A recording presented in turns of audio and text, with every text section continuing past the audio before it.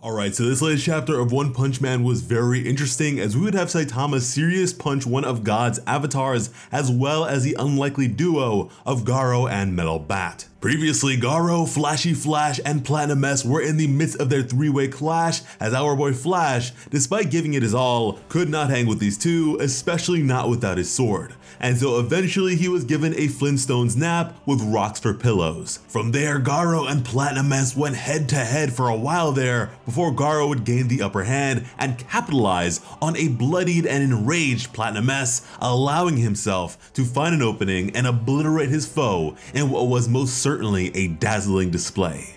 Meanwhile, as Tatsumaki laid on the ground injured and exhausted, the visage of Blast would appear before her. And thanks to these additional pages, we would get to see Tatsumaki wake up a bit and recognize Blast. Blast would commend her, but express that if she'd only just had a bit more power, she would have been able to handle all the enemies by her lonesome. And thanks to his training, he now has the ability to bestow power onto others. Extending his hand, he would offer her this power so that the two of them might take down all of her enemies.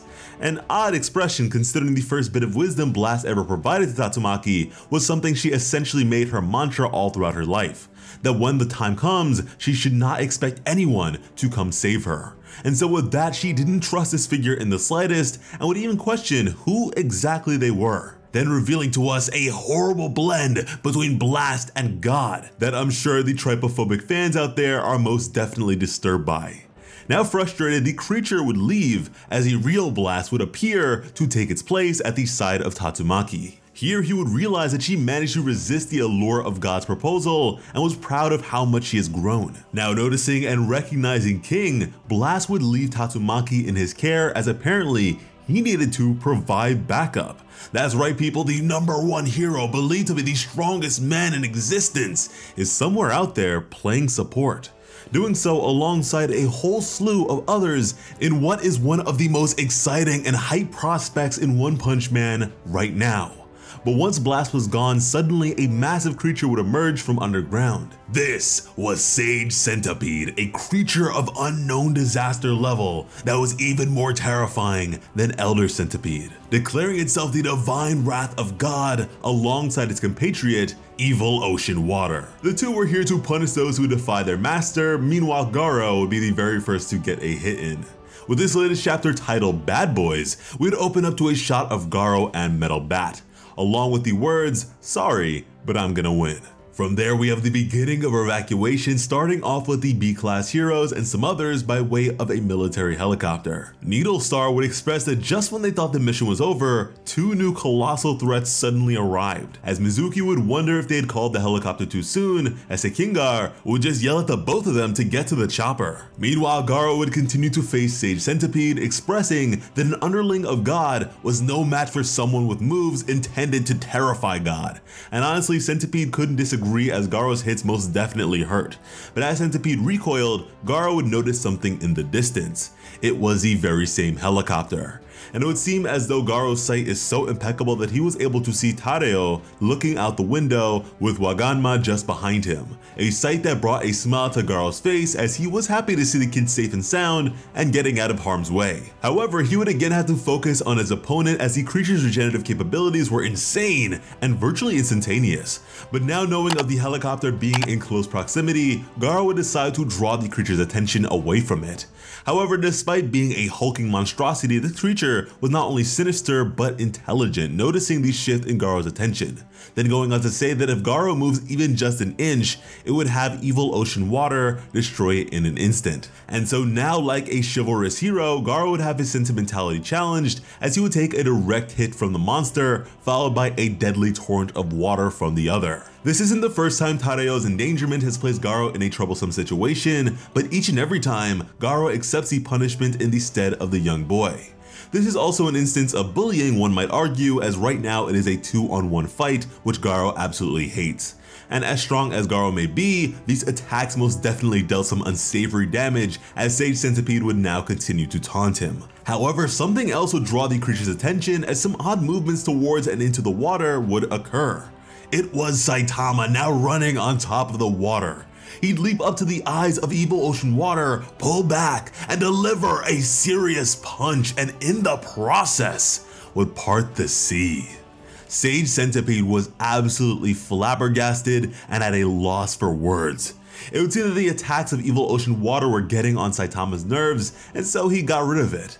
And after doing so, the aircraft carrier previously overtaken by the monster would be exposed and noticed by Saitama. However, the ship was now too damaged to steer, and Saitama would decide to help them out, but there wasn't exactly anywhere for him to stand and hold on to it. And so, like the absolutely ridiculously overpowered person he is, Saitama decided to embed his feet in the ship and use the damn thing like a surfboard. Yeah, you heard me right. Saitama, after splitting the ocean, used a nuclear aircraft carrier as a surfboard.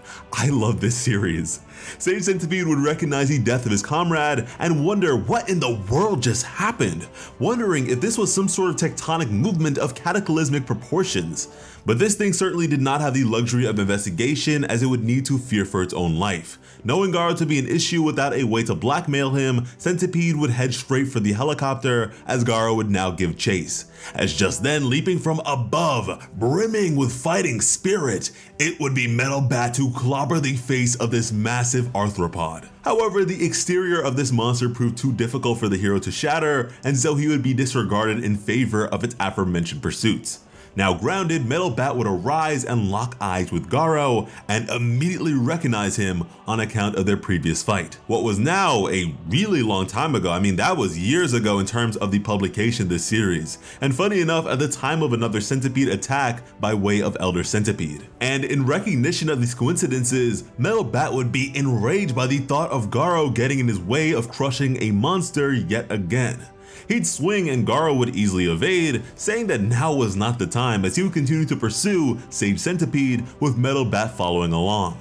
The two leapt onto the monster as Metal Bat was really giving Garou a nearful. He'd speak of the hero hunter showing his true colors by becoming a full monster now, before the two would notice yet another helicopter overhead, this one being a whole lot closer. It was a noose chopper that Sage Centipede would immediately try to attack, but in seeing this, Metal Bat would rush forward at blistering speeds and defend them.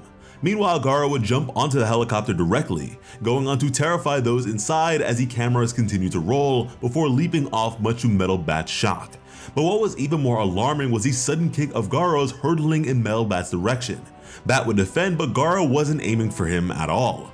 Instead, he hit the monster directly, what ultimately resulted in a series of strikes all along its massive form. As the two made it back to the ground, they would stand back to back, readying themselves and looking like a proper duo here.